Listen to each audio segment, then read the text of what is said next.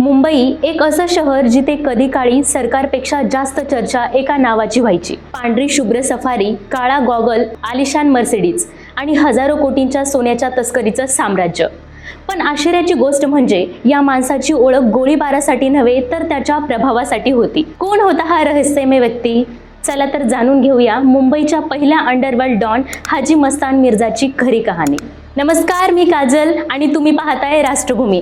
तर हाजी मस्तानचा जन्म 1 मार्च 1926 रोजी तामिळनाडूमधील कुड्डालोर येथे झाला। आर्थिक परिस्थिती कठीण असल्यामुळे त्यांचं कुटुंब मुंबईत आलं। सुरुवातीला त्यांनी मुंबई बंदरावर हमाल म्हणून काम केलं, पण याच बंदरावर काम करताना त्यांना आयात निर्यात, मालाची देवाणघेवाण आणि तस्करीचं संपूर्ण जाळं जवळून पाहायला मिळालं। 1950 आणि 60च्या दशकात भारतात परदेशी वस्तू आणि सोन्याच्या आयातीवर कडक निर्बंध होते, त्यामुळे विदेशी घड्याळं, इलेक्ट्रॉनिक्स, कपडे आणि सोन्याची मोठ्या प्रमाणावर तस्करी होत होती।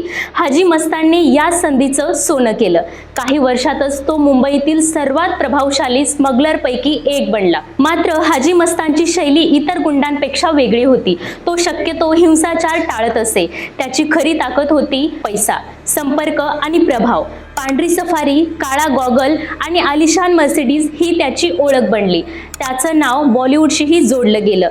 अनेक कलाकार आणि निर्मात्याशी त्यांचे संबंध असल्याची चर्चा होत असत। काही चित्रपटांना त्यांनी आर्थिक मदत केल्याचंही सांगितलं जातं। त्यामुळे त्याची प्रतिमा केवळ स्मगलर म्हणून नव्हे तर प्रभावशाली व्यक्ती म्हणूनही निर्माण झाली। मात्र काळ बदलत गेला। सरकारने तस्करी विरोधात कठोर कारवाया सुरू केल्या। हाजी मस्तानवर अनेक गुन्हे दाखल झाले आणि त्याला तुरुंगवासही भोगावा लागला। त्यानंतर त्याने गुन्हेगारीपासून काहीसं अंतर ठेवण्याचा प्रयत्न केला आणि व्यवसाय व सार्वजनिक जीवनाकडे वळल्याचं म्हटलं जातं।